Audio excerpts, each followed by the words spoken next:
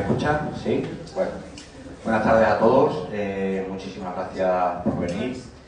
Hace 10 años se inauguró la Biblioteca Santana, la biblioteca en la que nos encontramos hoy.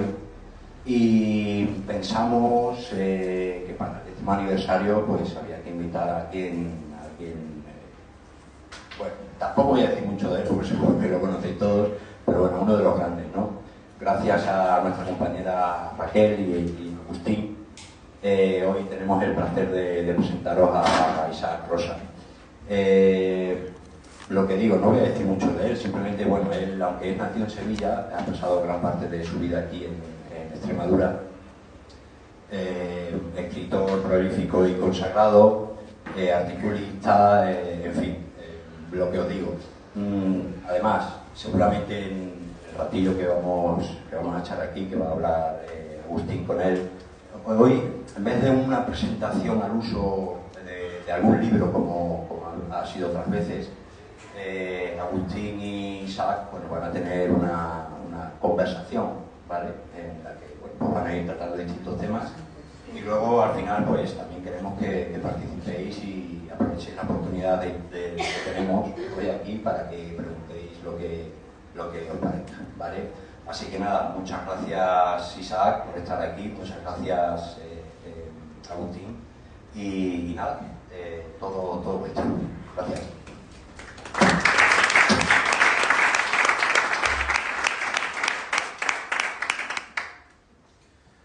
Muy bien, pues muchas gracias Iván y muchas gracias también a la bibliotecaria Raquel por invitarme a esta charla, a esta conversación con Isaac Rosa y además a modo de, no sé cómo decirlo, de establecimientos paralelos, pues tenemos la librería Tusitala, que además está aquí muy cerquita, que también hizo 10 años el pasado mes de octubre, y a la Biblioteca Santa Ana, que los cumple ahora, así que por mi parte encantado de estar aquí.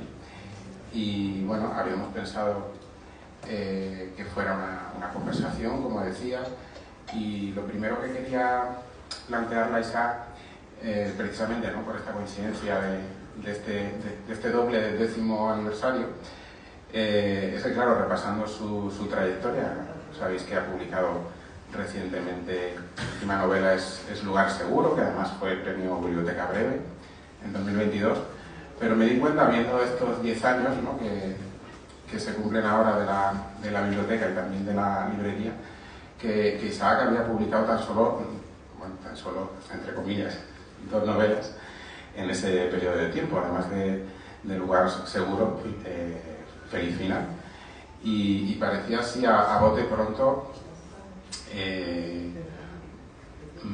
no muy prolífico, a diferencia de otros escritores que casi van a novela por año, ¿no? Y yo sé que Isaac se considera sobre todo novelista. Y claro, luego me di cuenta que en realidad esos 10 años no han estado en absoluto, digamos, en el dique seco, porque además de esas 2 novelas ha publicado también 2 cómics o 2 novelas gráficas, según cómo se mire. Aquí vivió y Tu futuro empieza aquí.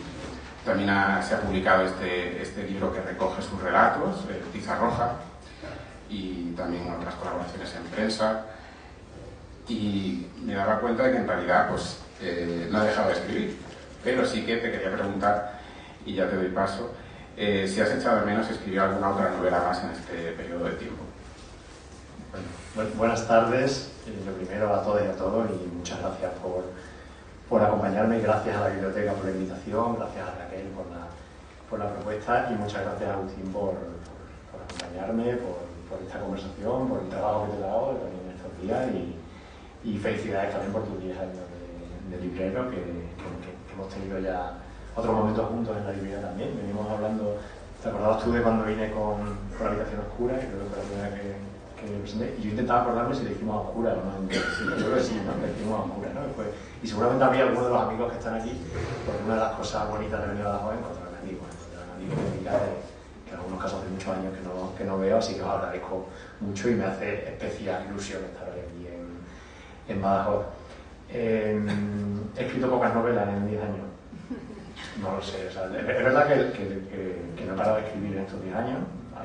Ha hecho recuentos, ¿no? De esas novelas, relatos, 2 novelas juveniles, 2 guiones para cómic. Pero sí que es verdad que a lo mejor mis novelas se han espaciado más, sí que he tardado más entre un libro y otro. Y supongo que tiene que ver con que la novela es un tipo de escritura y tú lo sabes también, que también has escrito novelas, es un tipo de escritura que pide un tiempo, una atención, una continuidad, una concentración, para la que parece que todo está en contra, parece que la vida nos impide escribir novelas. Y si además tienes niños pequeños, mis hijas ya son mayores, pero durante años han sido pequeñas también, pues es verdad que no llevas el mismo ritmo de producción de, digámoslo claro, los novelistas que no tienen hijos.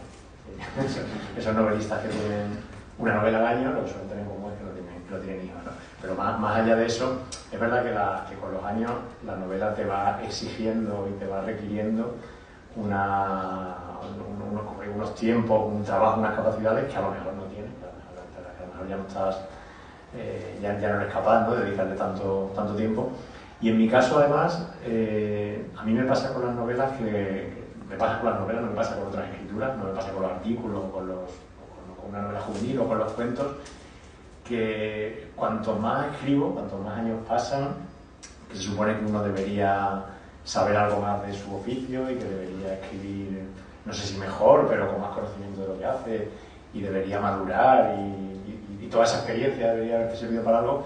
Y sin embargo yo creo que en la escritura de novelas, en la escritura literaria, a diferencia, no sé si de otras actividades artísticas en las que no se ocurre lo mismo, pasa que cuanto más años pasan, cuanto más libros llevas, cuanto más has escrito, no diría que sabes menos de lo que estás haciendo, ¿no? Pero te relacionas de otra forma con tu escritura a como cuando empiezas a escribir, ¿no? Cuando tú empiezas a escribir novelas, tus primeras novelas, y eso le pasa a cualquier escritor que comienza, cualquier escritor primerizo, escribes con mucha más facilidad, escribes con más soltura, escribes más despreocupado, escribes de forma casi temeraria, que no piensas lo que estás escribiendo, y así a veces pasa lo que pasa, a veces lo que sale.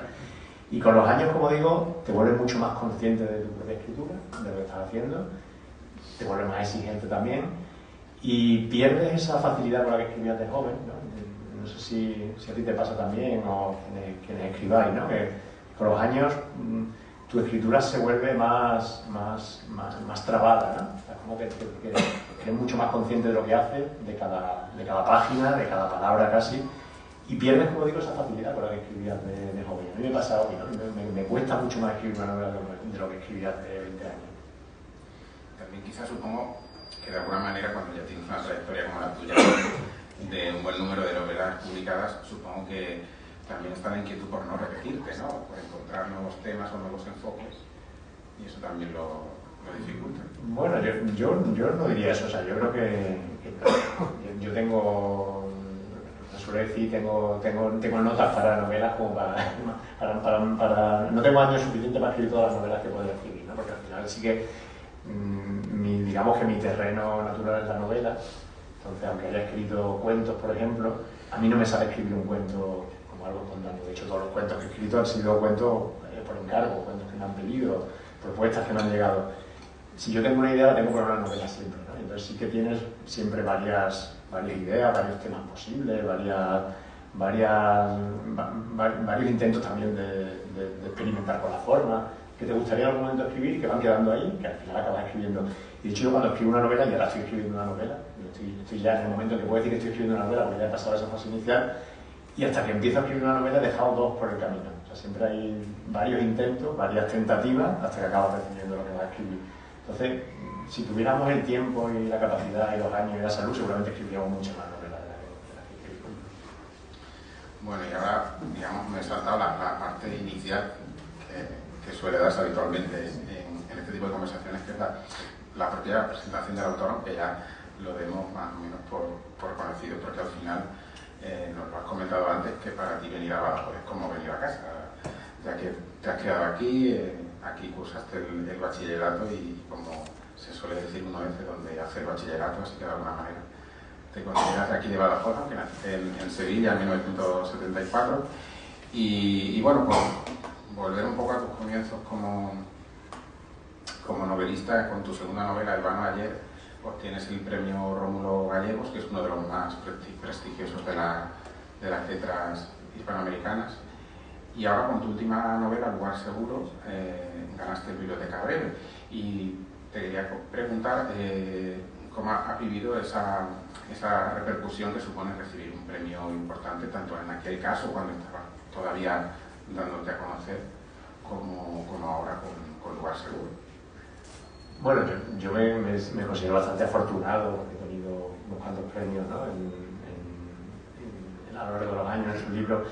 Entonces, seguramente el premio que más me marcó, más decisivo para mi escritura, para seguir escribiendo también, para seguir publicando, fue evidentemente Rómulo Gallego, porque me llegó en un momento muy inicial, con la segunda novela, no había cumplido los 30 años todavía, y entonces un premio que te abre además la posibilidad de llegar a lectores de América Latina, sobre todo, porque abre una comunidad de lectores mucho más amplia, y que es verdad que en esos momentos iniciales en los que tú acabas de publicar tu segunda novela, en la que todavía tienes muchas dudas, en la que no sabes si seguirás, no digo escribiendo, sino publicando, que todos sabemos lo difícil que es el mundo editorial, lo difícil que es publicar la segunda y la tercera, pues esa novela te da un respaldo evidente. Entonces, si ese premio sí fue mucho más decisivo, seguramente lo que han sido otros posteriores.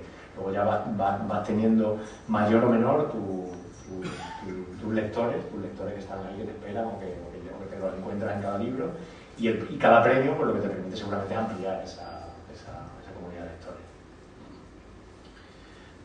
Yo además tengo el recuerdo cuando todavía no nos conocíamos y recibiste el Rómulo Gallegos de irme a internet a leer el discurso con el que recibiste el premio, porque, bueno, iba a decir que soy un poco friki de los discursos de ese tipo, he leído alguno más, y son sí, depende del autor, pero los hay verdaderamente interesantes. Y recuerdo del tuyo que mencionaba a Cortázar, como uno de tus referentes, y recuerdo también que hacías una reflexión sobre lo que supone, lo que se suele denominar la literatura comprometida, ¿no? Y al trabajar en una serie de notas para esta conversación, me llamaba la atención el hecho de que casi siempre, cuando nos encontramos con autores como tú, que tus temas giran casi siempre en torno al compromiso social y a la denuncia de las injusticias, que siempre hay alguna pregunta, como estoy haciendo ahora, en ese sentido, pero nunca preguntamos a los autores que no tienen ese tipo de compromiso por qué no lo tienen. Así que ahí te lo dejo. Bueno, eso es verdad que digamos que al medio cultural, a los periodistas especialmente, pero no solo a los periodistas, al mundo editorial, al mundo académico, les gusta mucho colocar etiquetas, ¿no?, a los autores, una manera de situarte y de definirte y de limitarte también muchas veces, ¿no? Y la de escritor comprometido, escritor político, escritor social, pues se coloca con mucha facilidad, ¿no? Como digo, muchas veces es una forma de limitar tu literatura, porque además suele atender solo al tema, al asunto, sobre qué tratan tus libros, y suele dejar de lado la parte, digamos, formal, literaria, cuando a mí me interesa especialmente, ¿no? No creo que sea un escritor de temas, ¿no?, que se puedan reducir mis libros a de qué tratan, ¿no?, de qué va el tema, sino que detrás de cada libro hay una indagación formal, hay una búsqueda una búsqueda literaria, no solamente una búsqueda política. Sin embargo, es verdad, tienes razón que solamente vemos contenido político en determinada literatura, en determinada arte o en determinadas obras culturales, ¿no? Solamente vemos contenido político en aquella literatura o en aquel arte que plantea algún tipo de contestación, de impugnación, de alternativa, que se sitúa frente a algo, ¿no? Y no vemos contenido político en todo ese otro arte, literatura o cultura que seguramente es tanto más político y que no confronta, no impugna, no cuestiona, no plantea alternativas, sino que da por buena un estado de cosas, ¿no? Entonces, en ese sentido sería obviamente un arte tan político como el otro, ¿no? Lo que pasa es que es verdad que al final, si todo es política, nada es política, parece, ¿no? Y también necesitamos destacar o diferenciar aquellas obras, aquellos creadores, aquellos artistas que sí que se plantean algo más con su obra, ¿no?, con su literatura. Entonces, a mí, como digo, me colocan habitualmente esas etiquetas, ¿no?, de escritor comprometido, escritor político, escritor social. Tampoco me molestan, no me pesan, pero sí me fastidia a veces que, como digo, que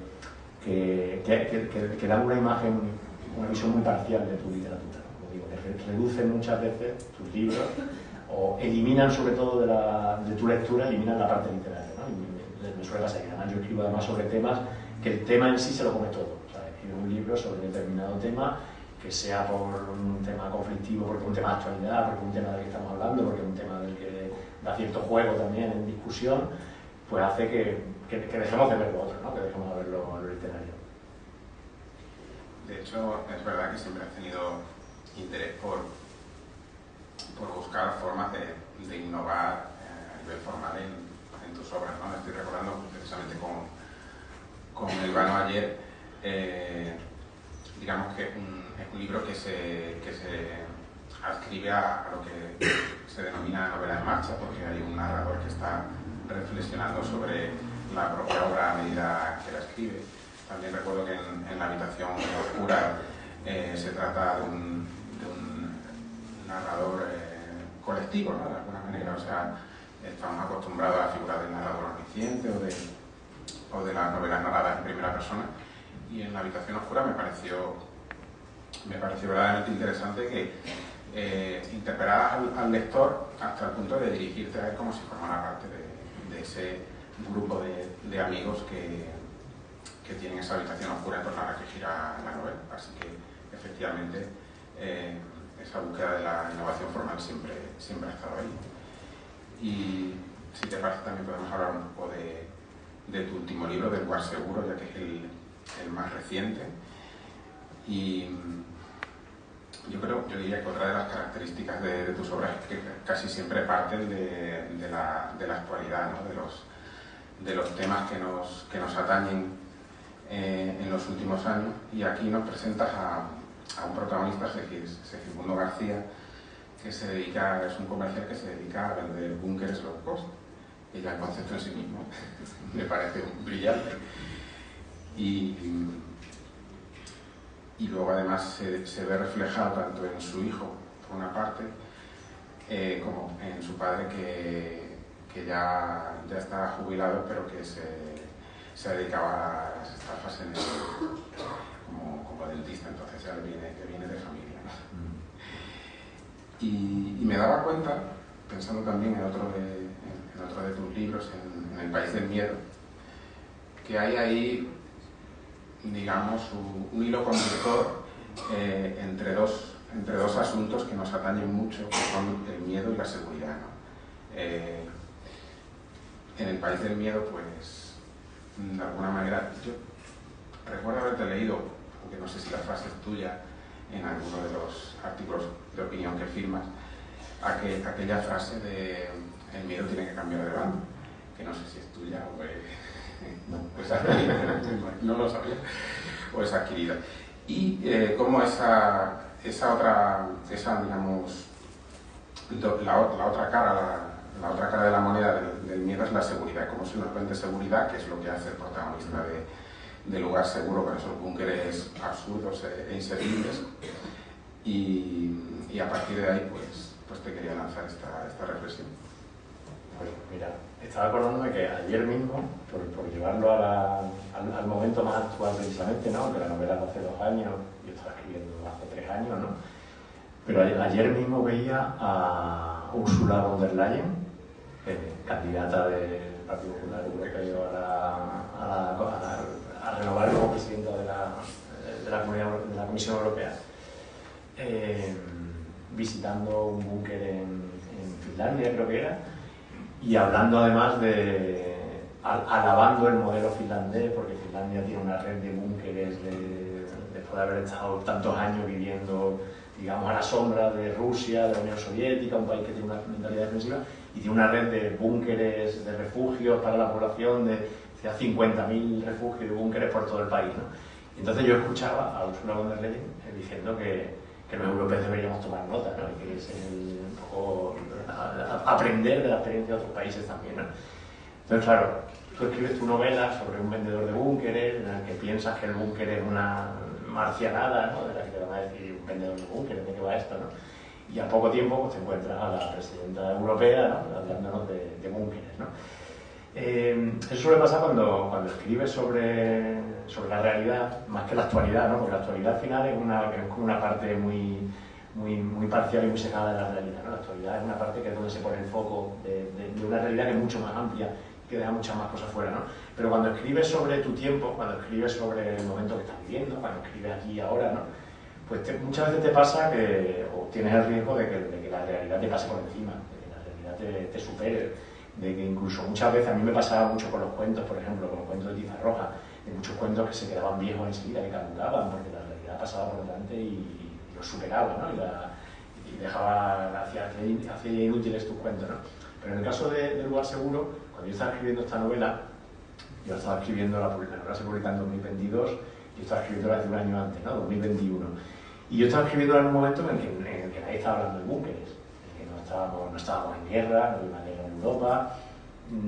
Diría incluso que estábamos en el momento más optimista de los últimos años. Acabábamos de salir de la pandemia, ¿no? Estábamos en el año 21-22, acabábamos de dejar atrás lo peor de la pandemia, estábamos ya, si recordáis, ya todos vacunados, nos habían levantado la mayor parte de restricciones ya de nuestra vida social y pensábamos ya que dejábamos atrás la pandemia y que lo que venía ahora, no sé si recordáis, se decía que venían los felices años 20, ¿no? Por hacer un poco así para el equipo con ese 20, que ahora vienen los felices años 20, ahora nos vamos a desquitar de todo lo que hemos dejado de hacer durante la pandemia, de todo lo que hemos perdido de estos 2 años en que no hemos tenido ferias, en que no hemos tenido tantos eventos sociales.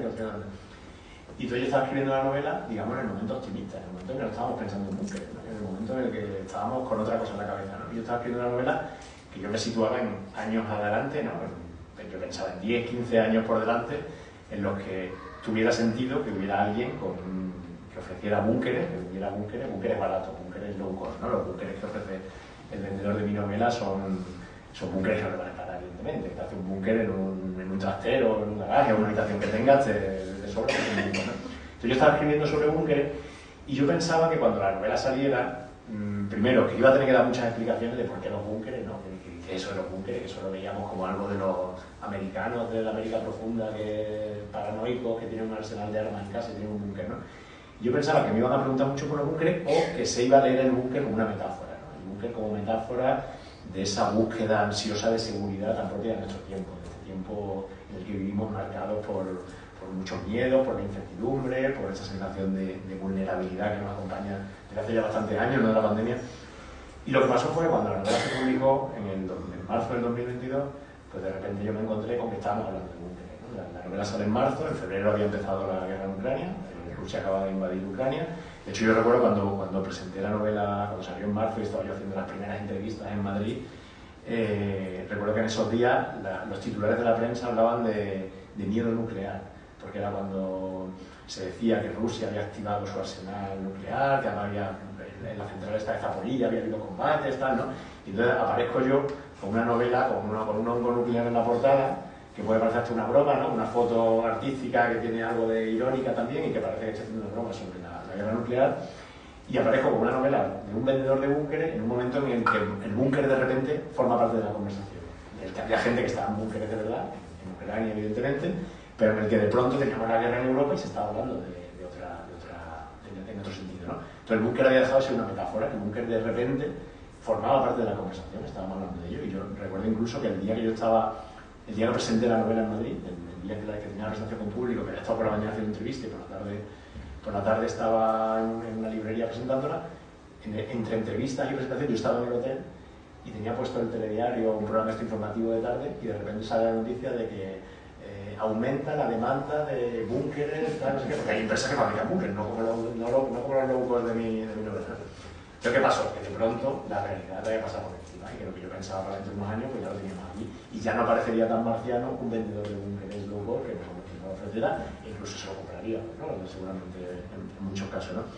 Entonces, uno cree que está escribiendo sobre algo que tiene un sentido metafórico en su tiempo, o que está anticipándose a tendencias que están, a conflictos que están en tu tiempo y que vienen hacia el futuro, y sin embargo llega a la realidad y te pasa por delante, ¿no? Nos encontramos, como digo, a Ursula von der Leyen visitando un búnker y casi recomendándonos que no hagamos un búnker, ¿no? Y siguiendo con esa faceta, ¿no? de seguir la realidad más que la actualidad, como decías, pues está tu faceta de colaboración en prensa digital principalmente. Y como dices en el prólogo de Tiza Roja, que es el libro que recoge una selección de esas colaboraciones en prensa, es algo bastante singular que te encargaran ficción, porque generalmente lo que suelen hacer los novelistas, los escritores en general, son artículos de opinión que también has cultivado, pero en esta etapa, sobre todo cuando colaborabas en La Marea, en el periódico mensual La Marea y luego en el diario.es, se te encargaba ficción, ¿no? Y tenías, digamos, esa obligación de ver la realidad, pero de un enfoque muy diferente a opinar sobre ella, porque tienes que construir un personaje, una historia. Y además, como bien dices en el prólogo a Tiza Roja, encantado de hacerlo, en el sentido de que tú nunca te hubieras planteado por iniciativa propia la escritura de cuentos, de relatos, y sin embargo te venía fenomenal hacerlo por encargo. Sí, yo estuve prácticamente 6 años, 7 años creo, haciendo cuentos, primero en La Marea, uno al mes, en la revista La Marea, y luego en el diario durante casi 2 años, semanalmente, ¿no? Cuentos semanales, ¿no? Entonces era una propuesta que no era tanto escribe un cuento, sino escribe un cuento que tenga sentido en un periódico. O sea, escribe un cuento que de alguna manera forme parte del discurso del periódico y que se inserte en el periódico, que no sea un añadido, que no sea como suele ser cuando los periódicos encargan cuentos a los autores, siempre hacen en verano, ¿no? Los cuentos de verano, o en Navidad o algo así, ¿no? Que siempre son pues como un elemento extraño en el periódico y casi una zona de descanso para el lector, ¿no? Es decir, aquí te estamos dando la información dura, pero ahora viene el cuento, para que te relajes, ¿no? El cuento de hecho, cuando te piden cuentos en los periódicos, cuando te piden cuentos en verano, te dicen que sean cuentos de verano, o sea, cuentos relajados, ¿no? Es decir, el lector busca algo ligerito para el verano, ¿no? Y en este caso no, en este caso era lo contrario, lo que se buscaba era que fuera un cuento que como digo, que encajara en el discurso del periódico, que tú leyeras un periódico en el que te dan noticias, entrevistas, reportajes, crónicas y un cuento que tiene que ver con el contenido del periódico, pero que ofrece una mirada diferente. O sea, yo no quería hacer cuentos periodísticos, no quería hacer lo que ya estaba haciendo el periodismo, lo que está haciendo el buen periodismo, sino que lo que quería era aportar desde la ficción la mirada que tiene la ficción, es decir, ese tipo de mirada que permite, la mirada literaria, la mirada que permite la ficción, que te deja ver desde otros lugares, que te deja mirar la realidad como no la ves habitualmente, te deja mirar con extrañeza, te hace recuperar la extrañeza de lo que ya no vemos extraño, ¿no? Hay un montón de elementos de nuestra vida y un montón de cosas con las que convivimos que no las vemos ya extrañas, que las hemos naturalizado, que no nos sorprenden, que no nos conmueven, que no nos perturban. Y la ficción, muchas veces, la literatura hace que las volvamos a ver extrañas, que dejemos de verlas como algo natural.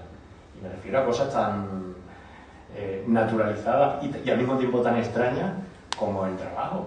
Es decir, como un tema que a mí me interesa siempre mucho, que es las relaciones laborales. Es decir, las relaciones laborales, el tipo de trabajo que hacemos nosotros, la manera en que organizamos y repartimos la producción, las tareas.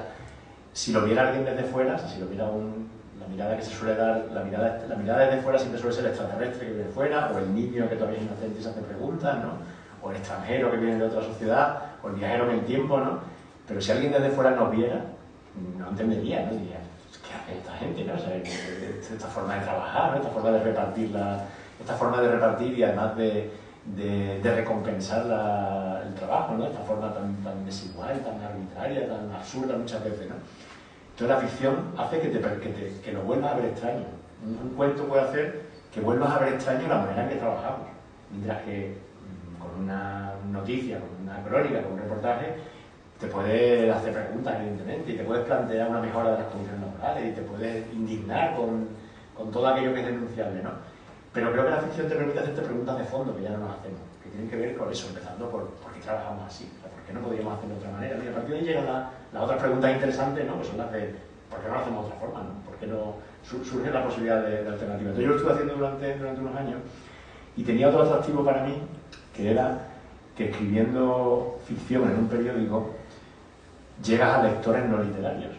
Porque cuando tú escribes cuentos en un libro de cuentos, que va a las librerías y tal, tú te leen los lectores literarios, los lectores de ficción, los lectores de cuentos. Mientras cuando escribes cuentos en un periódico, te encuentras con lectores que no leen literatura habitualmente, lectores lectores de periódico, que pueden leer otras cosas, pero que no son lectores literarios. Y eso provoca ahí un cortocircuito para algunos lectores, para lectores que no leen habitualmente ficción y que de pronto se encuentran con una pieza en el periódico que es una especie de disonancia, ¿no? Algo ahí raro, algo que no encaja bien, que parece que tiene que ver con lo que he leído hasta ahora, pero que no me suena igual, ¿no? Y eso generaba situaciones a veces cómicas, a veces incómodas también, porque había lectores que se tomaban el cuento como una noticia, o que no distinguían la ficción del periodismo, que se molestaban por determinados relatos, ¿no? O que a lo mejor no entendían ciertos recursos literarios, ¿no? Entonces a mí eso me resultaba muy interesante, ¿no? Llegar a otro tipo de lectores. Lo que pasa es que cuando llegó la pandemia, los periódicos de repente, como pasó con tantas otras empresas y otras actividades, vieron que venía una temporada difícil, una temporada de menos ingresos, de menos lectores, de menos ingresos publicitarios, y en todos los periódicos un recorte inicial, y lo que se cayó primero fue la ficción antes que los artículos, ¿no? Yo volvería a hacer ficción, pero que siga viviendo artículos antes de ficción.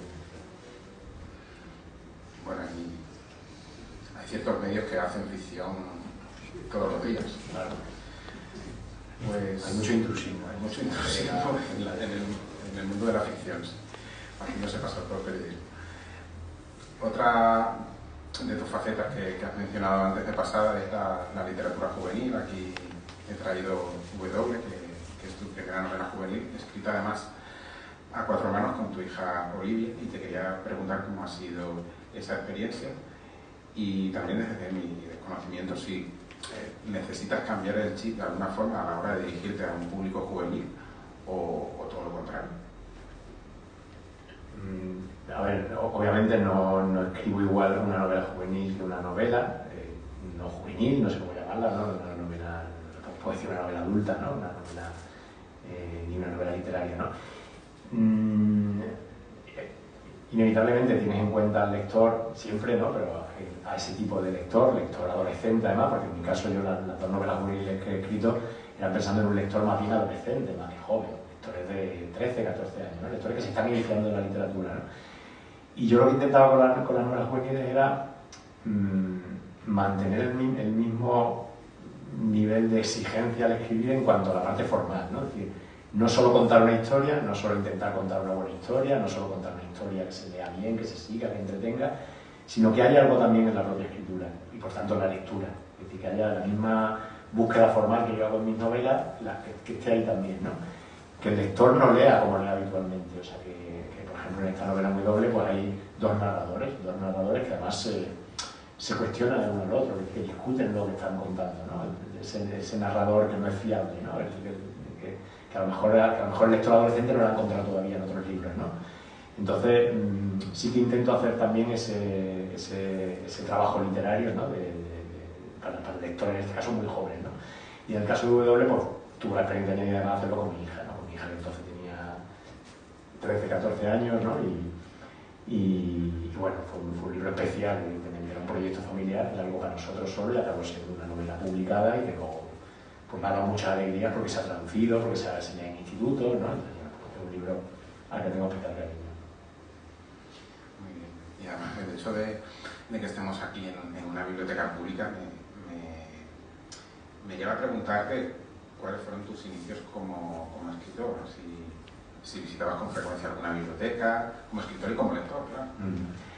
Sí, a mí, yo he sido siempre un entusiasta de las bibliotecas, ¿no? Y de hecho, cuando te preguntan siempre, aunque tengo muchos libros en casa, ¿no? Pero cuando te preguntan siempre eso de, ay, ¿cómo es tu biblioteca, no? Tu biblioteca de casa, ¿no? Yo siempre enseño el carnet de la biblioteca, porque la mayor parte de libros que he leído en mi vida los he leído de biblioteca. Pero yo durante años yo intentaba escribir en las bibliotecas, a mí me parecía que era el sitio propicio, ¿no? Donde uno podía escribir cuando empecé, con 20 y tantos años, ¿no? Y a mí me pasaba entonces que me costaba escribir en las bibliotecas, me costaba concentrarme, porque una biblioteca era una fuente de distracciones. O sea, tú te ponías a escribir y enseguida te estaban llamando los libros, ¿no? Y te buscabas algo que necesitabas y no sabías cómo. Lo mismo que nos pasa hoy cuando te pones a buscar algo en internet, algo de trabajo y acabas, no sabes cómo, viendo un vídeo de la NBA del año 83, no sabes cómo qué ha pasado, pero 2 horas después estás ahí viendo el concurso de mates del año 83, ¿no? No sabes qué pasó cuando tú empezaste buscando algo serio. Pues en la biblioteca a mí me pasaba lo mismo, que yo buscaba algo que necesitaba para escribir, Y no sabía cómo, 2 horas después estaba leyendo cualquier cosa que no tenía nada que ver con lo que yo estaba haciendo, ¿no?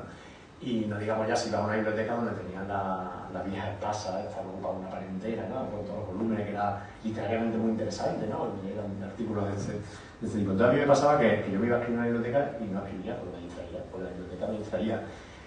A la vuelta de unos años me empezó a pasar lo contrario, que de pronto la biblioteca era el sitio donde nada me distraía, porque yo lo que hacía era apagar la wifi, claro, entonces las distracciones estaban en otro sitio, ¿no? Entonces tiene que ver con la manera en que han cambiado nuestra capacidad de atención, nuestra concentración, lo que nos distrae.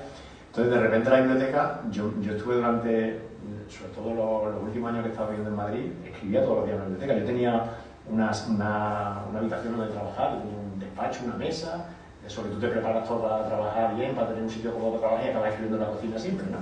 Pues yo tenía un sitio para trabajar, un sitio cómodo, un sitio con todo lo que necesito trabajar, y me iba a la biblioteca. Porque al final era donde estaba tranquilo, donde no me distraía nada, donde estaba realmente aislado, donde ya no me llamaban tanto a lo mejor los libros o las casas como tenía en el tiempo, pero silenciando el teléfono y quitando la wifi era el sitio donde no había interrupciones, ¿no? Mientras que cuando estaba en casa al final no puedes, ¿no? Muy bien. Tengo alguna pregunta más en la recámara, pero la voy a dejar ahí porque yo creo que sería interesante que el público, que los asistentes también preguntéis o hacéis algún comentario. A ver quién se atreve.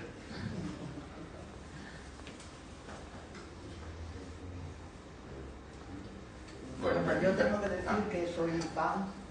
Gracias. Me he leído bastantes de tus libros. En algunos me he sentido identificado, pero incluso he pensado, porque como hay una diferencia de años, que tú te has basado en historias de tus padres. No sé si fue en El Vano ayer o esa maldita novela, otra maldita novela sobre la guerra civil. No sé cuál de las dos, pero que me sentí muy identificada por esas vivencias de los protagonistas. Entonces, no sé si tú te has basado también un poco en tu vida personal, de personas cercanas o demás, y no sé, pero vamos. Esta no lo sabía. Le estaba comentando a María, digo, yo de hecho pensaba que venía una presentación del último libro. Pero vamos, me alegro de estar aquí, a pesar de eso, ya se lo he comprado a Agustín. Si te has traído alguno, pues me lo llevo. Pero vamos, y lo de Bunker Low Cost me parece genial, la expresión. O sea que bueno. Y te parece verosímil, ¿verdad? Ya te lo crees que alguien pueda vender Bunker Low Cost. No, lo que comentabas sí, evidentemente el Vano ayer o en otra bonita novela sobre Phil, ahí, claro, no podía basarme en mi vivencia personal porque son novelas ambientadas en los años 60 o incluso anteriormente. Pero más allá de eso, a mí me gusta mucho en mis novelas, y lo hago en todas, ¿no? Detrás de cada uno de los libros hay siempre un trabajo de lecturas, de documentación, de investigación, sobre todo de muchas lecturas de muchos autores que ya han pensado mucho mejor que tú en lo que tú quieres hacer y a lo que tú intentas dar luego forma narrativa. Pero también hay mucha conversación detrás de los libros. A mí me gusta mucho hablar de los libros. Yo cuando estoy escribiendo un libro me paso durante meses que soy el pesado del libro, ¿no? Que cuando vas a algún sitio con gente de confianza, me refiero, no voy a dar la grasa, no os preocupéis, pero cuando vas a una comida con amigos, están en un encuentro y te preguntan ¿en qué estás ahora? ¿No? Ya están perdidos, ¿no? Porque ya les vas a contar y además vas a conseguir que la conversación gire en torno a lo que a ti te interesa, ¿no?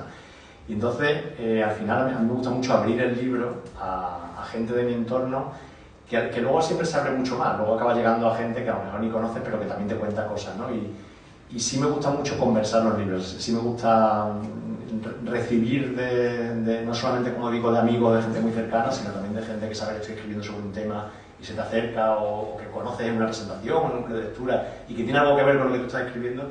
Entonces, detrás de mis libros hay, como digo, hay mucha lectura, hay mucha documentación, sí, pero hay también mucha conversación. Te quería preguntar quiénes son tus autores favoritos, sobre todo españoles, que me gustaría saberlo por curiosidad. ¿De literatura? De literatura, claro. ¿Quiénes son tus autores, de escritores españoles? A mí me gustan mucho los escritores españoles, entonces... Pues, no sé si leerás, porque claro, tú tienes ya un nivel, pero... A mí me gusta Landero, me gusta Rafael Rey, me me gusta mucho, lo he descubierto hace poco y me parece un autor muy divertido.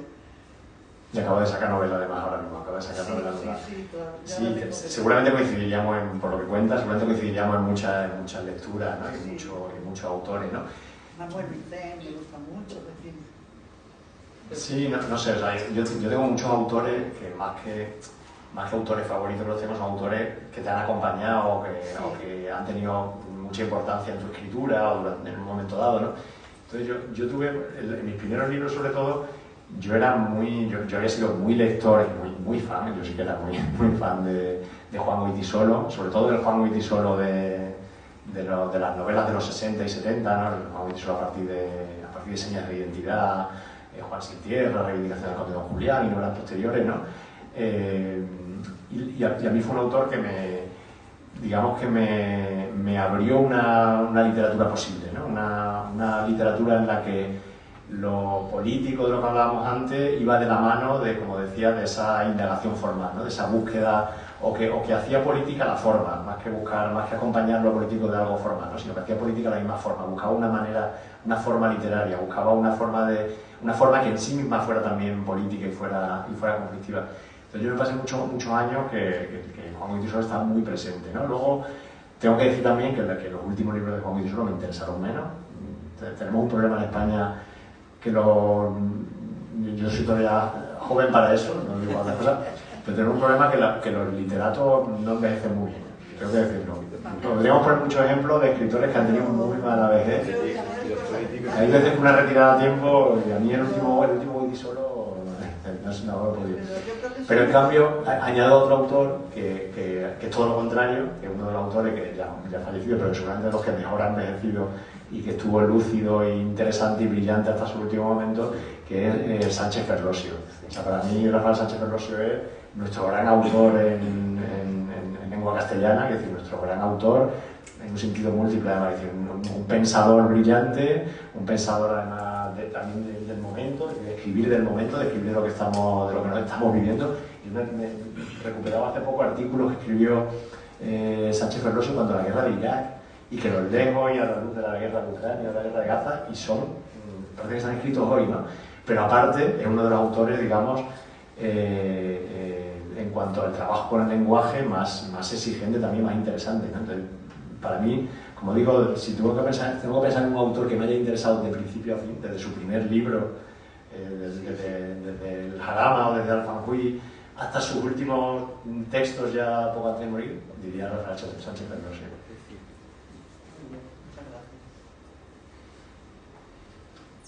Sí, yo, quizás dos cuestiones, y las dos relacionadas. Una, agradecerte lo que tú le has llamado la literatura comprometida, o habéis hablado ahí de una literatura socialmente comprometida. Yo diría social y descarnadamente comprometida, doblemente agradecido por eso, porque desgraciadamente no estamos acostumbrados a vivir en un mundo en el que se expresa con absoluta claridad, crudeza, aquello que cada uno puede llegar a pensar. Y como además coincidimos en la forma de ver socialmente las cosas, pues todavía para mí es doble alegría. Por tanto, primero, agradecimiento por lo que estás haciendo, porque da gusto leerte en tu literatura, en tus artículos de opinión, escucharte y bueno, pues que sigas mucho tiempo dándonos ese gusto y ese placer de poder disfrutar de lo tuyo. Y lo segundo, que tiene que ver con lo primero, era hacerte una pregunta que me he hecho muchas veces. Es decir, en este mundo del literario que intuyo, no conozco, pero intuyo que como en todo tiene que ver con aquello que ahora a todo se le llama ahora la industria del turismo, la industria literaria, la industria de la ciencia, la industria de la medicina. La industria literaria, como tantas otras actividades que al final, digamos, tienen un componente comercial, viven mucho y dependen mucho también pues de aquello que mueve la economía y que mueven las editoriales y que mueve, en definitiva, el mundo que comercia con las ideas, que comercia con la literatura. Mi pregunta, que me he hecho muchas veces y ahora te la hago a ti, Sara, en público, es ¿hasta dónde el compromiso social, descarnadamente social, como yo he definido antes, aporta en negativo? Es decir, te limita a la hora de poder publicar, a la hora de poder expresarte, llegar a más público, o por el contrario, si lo valoras como un activo que dices, oye, pues, como no es tan normal aquello que nos encontremos pues con este tipo de literatura, de artículos y tal, pues nos ayuda o te puede ayudar a llegar a más, ¿no? Limita o por el contrario potencia y ayuda. A ver, no sé si soy el más indicado para contestar la pregunta. Yo decía antes que al medio cultural le gusta mucho colocar etiquetas, ¿no? Y que esas etiquetas a veces limitan más bien, incluso pueden ser disuasorias, ¿no? O sea, yo creo que nadie vende más libros por poner una faja que diga la novela del autor comprometido o literatura social o literatura política. Al contrario, seguramente es una manera de espantar a lectores, y muchas veces te lo colocan como una forma, como digo, de disuadir, ¿no? Una forma de marcarte, ¿no? Es decir, este autor le va a interesar a los lectores que están en su línea, ¿no? A los lectores afines, a los lectores que coinciden con su planteamiento, con su mirada al mundo. Muchas veces, como digo, es algo que te puede limitar, ¿no? Y seguramente necesitaríamos plantear otro tipo de estrategia un poco más de camuflaje, ¿no? Que no se nos notara lo que estamos escribiendo sobre ello, ¿no? A mí lo que no me limita es para escribir, es decir, al contrario, suele ser un estímulo para escribir, es decir, es lo que me pone en marcha para escribir, ¿no? Aunque en cada libro, como digo, haya una búsqueda formal, pero el momento inicial, el arranque, suele ser algo que tiene más que ver con eso, tiene más que ver con lo político, con lo social, seguramente, ¿no? De todas esas posibles etiquetas, seguramente la que menos me gusta, o la que más me sacudo un poco cuando la colocan, es la de escritor comprometido, porque yo creo que no dice nada. O sea, yo creo que lo de escritor comprometido nos remite a otro momento histórico en el que sí que tenía, no digo que tuviera sentido, pero sí que se entendía cuando hablábamos de escritura comprometida o de literatura comprometida o de arte comprometido. Es decir, normalmente estábamos hablando de un arte comprometido con algo o contra algo, pero evidente y claro, ¿no? Es decir, en otro momento histórico. Y hoy en día yo decido un autor que es comprometido, ¿cómo no decir nada, ¿no? Es decir, ¿comprometido con qué? ¿No? Comprometido, o sea, un creador, un autor comprometido es alguien al que su obra le pone un compromiso, le compromete. O sea, le compromete, quiere decir, le pone en riesgo de perder algo, ¿no? Le pone en riesgo. Yo en ese sentido no sé si soy un autor comprometido, no sé si me comprometo, si pierdo algo, ¿no? Y tengo además la sensación de que, y esto ya estoy divagando y tertulianeando, hablando de cualquier cosa, ¿no? Pero tengo la sensación de que tenemos muchos, no sé si muchos, pero muchos creadores comprometidos y no tantas obras comprometidas. Es decir, que de los creadores muchas veces se espera un compromiso que no pasa por su obra. O sea, nos llaman muchas veces, a mí me llaman para firmar un manifiesto, para leer un comunicado al final de una concentración o de una manifestación, para ir a una mesa redonda, para hablar de determinado asunto, para denunciar, y un poco la cara, ¿no? La presencia pública. No me llaman tanto para pedirme una novela, para pedirme un cuento, ¿no? Para pedirme una obra, que mi obra sea la que tenga ese compromiso, ¿no? Me parece que lo esperamos del autor en su posición pública. Entonces yo echo de menos, como digo, me parece muy bien los autores que se comprometen y determinados asuntos en los que evidentemente hay que comprometerse, pero echo de menos más obras comprometidas que comprometan además al lector también.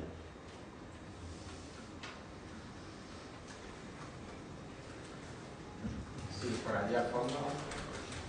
Jesús se había hablado de los cómics que tiene. ¿Puedes contarnos tu experiencia como guionista de cómics?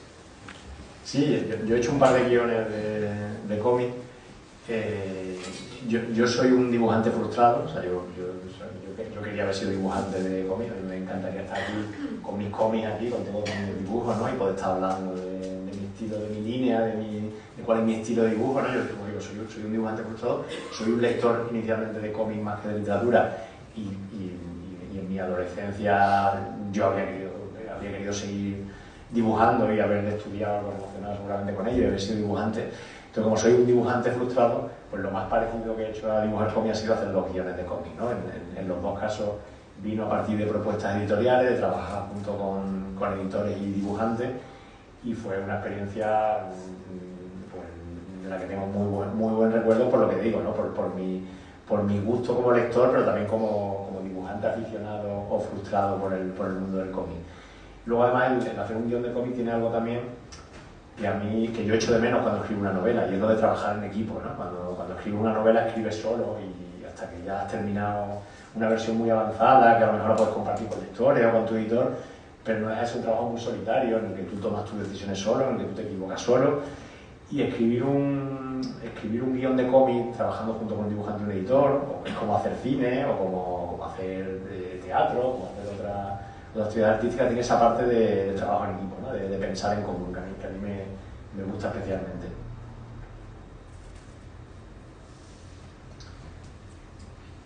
Bueno, Isaac, en primer lugar, agradecerte que hayas regresado a Japón.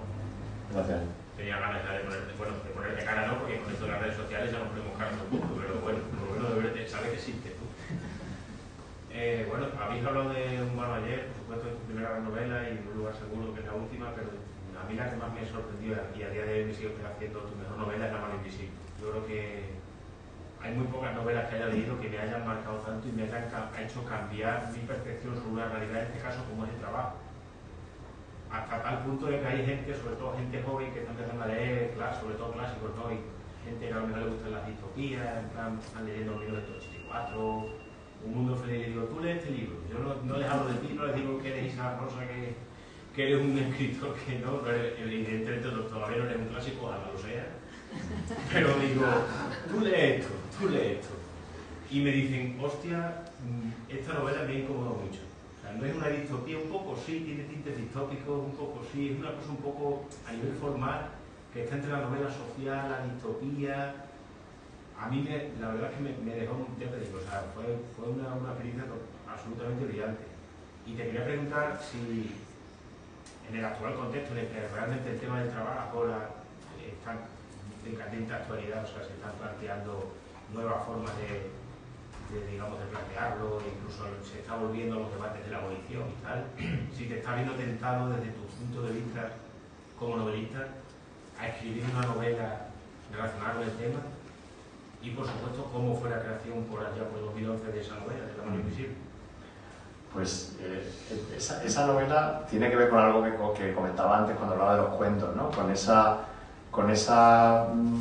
capacidad que tiene la literatura, como decía antes, para que vuelvas a ver extraño lo que ya no ves extraño, ¿no? En este caso en el trabajo, ¿no? Yo ponía antes el ejemplo del trabajo porque creo que es el más evidente. Es decir, yo creo que el tipo de relación laboral que tenemos y el tipo de organización y reparto y de toda la actividad productiva la vemos como normal, no solamente la hemos naturalizado, la consideramos como propia del ser humano. Es decir, nos parece que hemos trabajado siempre así, ¿no? Parece que evidentemente el ser humano ha trabajado siempre a lo largo de la historia, pero no siempre así. O sea, la forma de trabajo que tenemos hoy, que es la forma de trabajo en el capitalismo, es muy reciente, o sea, de hace pocos siglos, y como no ha sido siempre así, no tiene por qué ser siempre así. O sea, puede ser un paréntesis, podríamos trabajar de otra manera, ¿no? Y sin embargo no somos capaces de verlo, o sea, no somos capaces de vernos a nosotros mismos como trabajadores, de ver desde fuera el trabajo. Y yo lo que intentaba con esa novela era, como digo, recuperar esa extrañeza, volver a mirar el trabajo que ya no vemos, y para eso lo que necesitaba era escribir una novela sobre el trabajo sacando el trabajo de su lugar habitual, ¿no? Sacarlo de contexto, para verlo desde fuera, ¿no? Para verlo de otra manera, para verlo como no lo vemos ya, ¿no? Entonces yo llevaba mucho tiempo detrás de una novela así. Yo quería escribir una novela sobre el trabajo, sobre el mundo del trabajo, sobre qué pasa en el trabajo hoy, sobre por qué trabajamos así. Y yo llevaba pensando en esa novela desde años, ¿no? Y seguramente no estaba preparado para escribirla, no me sentía todavía capaz, no había encontrado de qué manera contar esa historia. Y al final acabé pensando que tenía que escribir una novela, o lo mejor fue lo que intenté, ¿no? No sé si lo conseguí o no, en la que, como digo, el trabajo estuviera fuera de su lugar habitual, lo viéramos bajo otra luz, la viéramos bajo otros focos, ¿no? La viéramos de otra forma, para que nos hiciéramos esas preguntas, Y yo no podía escribir una novela en la que digamos que el trabajo fuera un elemento más de la trama, en el que pasara algo relacionado con el trabajo, una novela sobre un grupo de trabajadores a los que les ocurre algo, sea un accidente, sea una huelga, sea cualquier tipo de conflicto. Yo quería una novela en la que el trabajo estuviera en el centro de la novela, ¿no? Pero que todo girara en torno a ella, y de hecho lo que buscaba una novela en la que lo único que pasara fuera el trabajo, en la que casi no hubiera trama, ni hubiera intriga, ¿no? Ni hubiera todo eso que buscamos, parece, en una narración, ¿no? Lo que buscaba, como digo, era sentar al lector, como pasa en esa novela con el público que está mirando a los trabajadores trabajar, ¿no? Sentar al lector entre el público para que poco a poco tú te vieras como uno más de los que están ahí abajo, ¿no? Y tú te vieras trabajar a ti, ¿no? Entonces, para eso necesitaba sacar el trabajo de su sitio habitual, sacarlo del centro de trabajo, sacarlo de la empresa, colocar a los trabajadores en otro sitio, haciendo una tarea que puede parecer absurda, sin sentido, improductiva, para que viéramos lo que tiene muchas veces de absurdo, sin sentido, improductivo el trabajo que hacemos en otros momentos de la vida, ¿no? Entonces buscaba algo así, ¿no? Y tiene que ver también con algo que está presente en otros de mis libros, o que está en los cuentos también, y que eso de lo que hablaba antes, de que la parte formal tenga tanta importancia como el tema, ¿no? Yo no quería solo escribir una novela sobre el trabajo, sino que yo quería escribir el trabajo mismo, ¿no? Quería convertir el trabajo en literatura, o sea, hacer que la propia escritura y por tanto la lectura transmitiera la experiencia del trabajo, y para eso necesitaba una forma literaria, necesitaba hacer una búsqueda formal, como digo, para encontrar de qué manera conseguir que el trabajo en esa novela, como digo, se leyera de otra manera, se viera de otra manera, ¿no? Yo como hablaba antes de que echo de menos obras comprometidas y no solo autores comprometidos, ¿no? También echo de menos obras que formalmente sean tan políticas como temáticamente, ¿no? Es decir, hay muchas veces que me encuentro novelas que temáticamente podemos llamar políticas, que podemos llamar comprometidas, que podemos llamar novelas de resistencia, pero que formalmente son muy conservadoras, que formalmente, digamos, que proponen una lectura muy conservadora que no hace que el lector se incomode, ¿no? Que no hace que el lector lea de otra manera. Y yo buscaba más bien no tanto el tema, sino la forma, ¿no? Que fuera la propia escritura y, por tanto, como digo, la lectura, la que estuviera atravesada por el tema, ¿no?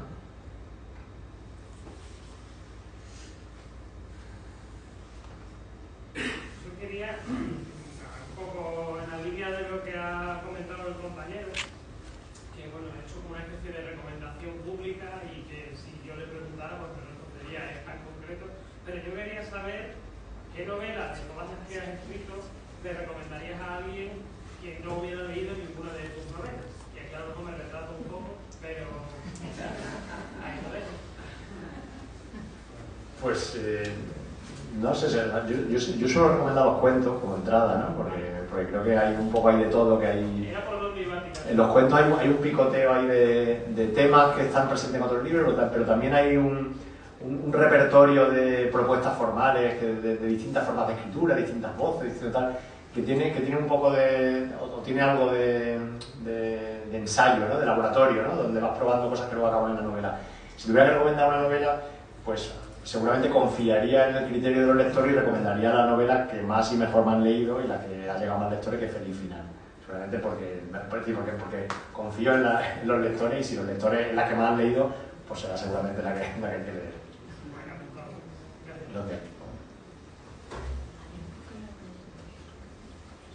Yo añadiría La habitación oscura, dicho sea de paso. Pues me están diciendo que ya hemos cumplido. Entonces, muchísimas gracias, Isaac. Ha sido un placer. Muchas gracias.